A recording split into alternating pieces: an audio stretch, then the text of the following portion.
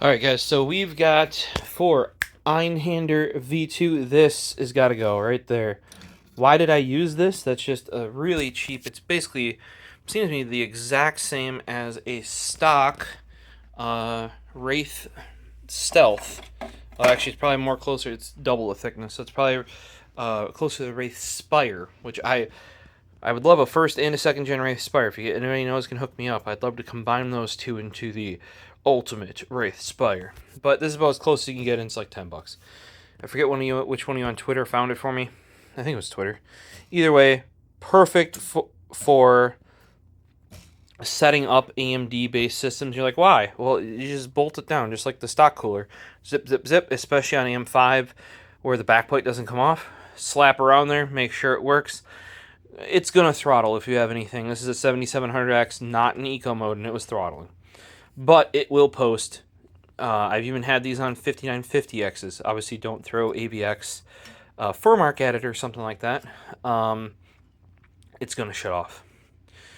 So we got to get rid of that. How are we getting rid of that? We are, for the first time in a long, long time, I'll be able to check out bequiet's new mounting mechanism.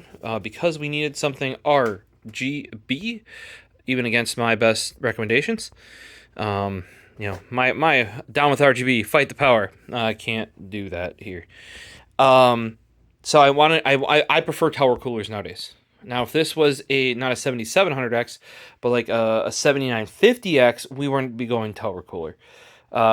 We'd probably be doing AIO. Don't know if we would use this case.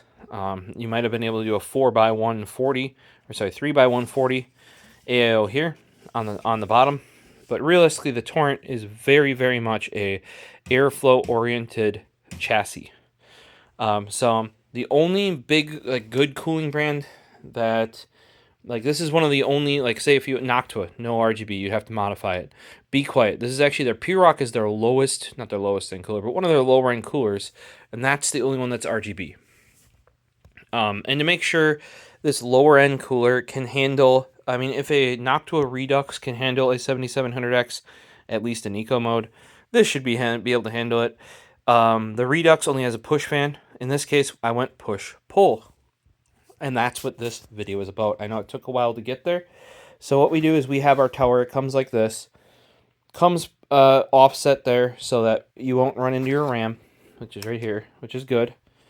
Now, what I remembered is that on Noctua, their two-fan coolers always have a fan that is faster and a fan that is slower, and I didn't remember which one it was. So it turns out, like say in the case of the U14S, the push fan is 1500 RPM, and the pull fan is 1200 RPM. And that's an optional pull fan.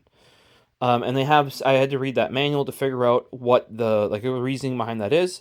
Why that's important is I thought this was a bequiet Lightwings Pro for our front fan. It is not.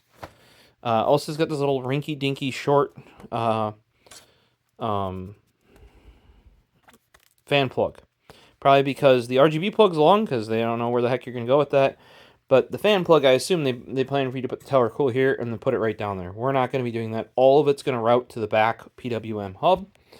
But what I did do is I bought, because I thought it was a Lightwings Pro, or High Speed, sorry. And so I bought a 120 millimeter Lightwings High Speed. It turns out that the one that comes in here is actually 2,000 RPM, which is faster than the standard Lightwings, which is 1,700 RPM. But slower than the Lightwings High Speed, which I think it's 2,500 RPM or something crazy. This is hard to pick up with one hand. So here is, this one does just say Lightwings.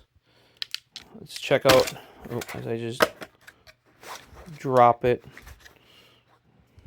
and bend stuff only ever so slightly. So here you go. You got your Lightwings. Why are we guessing? I got a scale. It's just a postage scale, so don't expect anything. If any of you If any of you know of a good scale, what I need is down to the 10th of a gram. Why do I need down to the 10th of a gram? Mice are weighed in grams. So you don't want your gram, your single gram, plus or minus 10%. You then want the next value down, so that'd be a 10th of a gram, plus or minus 10%. Because then you could at least say it's still 58 grams, but it could be 58.3 or 58.4 or 58.2. You know what I'm saying? Having one that only goes down to grams and is only accurate to plus or minus 10% of that, not accurate enough. If you want actual weighs, that's kind of a rough way to do that. In this case, that's just a postage scale, so I don't even know if it's down to accurate down to an ounce.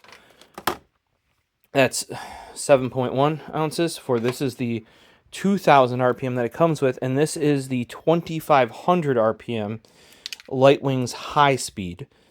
7.5, and I was correct. It is heavier. I was not surprised.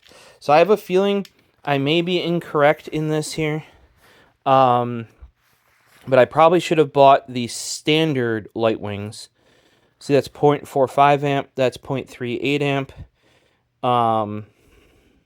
LW12025 MR PWM. 12025 HHR PWM.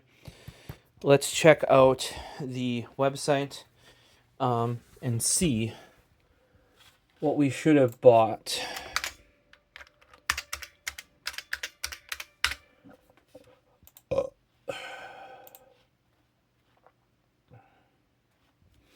Okay. Boop, boop. Lightwings. Yeah, Lightwings. Product series. Their website's not great. So we've got 120 millimeter and 120 millimeter high speed. Center click that. Go down to technical data. It of course does not even give me the freaking model. Why would it do that? Here, that's an MR PWM. So that's a LW12025 MR PWM, and I do believe that if we check the stock one out here, that's MR PWM. So I bought the wrong one. So what that means is I did a wrong thing. It happens. This has got to be done in a couple days. I don't have time to fix this. It does make sense, though. They're pulling the same thing that Noctua did. So Noctua ships you with the faster fan on the front, and then the additional fan you can buy is slower. They want the pull fan to be slower than the push fan. I think it has something to do with because the push is pushing through the fin stack, then reduce it by the time it gets to the fan. It's slower. That's not how I would normally do it. I would just run them all at the same speed. It's far easier to control. Now, what we're going to have to do, because I have the wrong fan, and this will work. They're still 120 millimeter bequiet. They're still Lightwings. They will look exactly the same.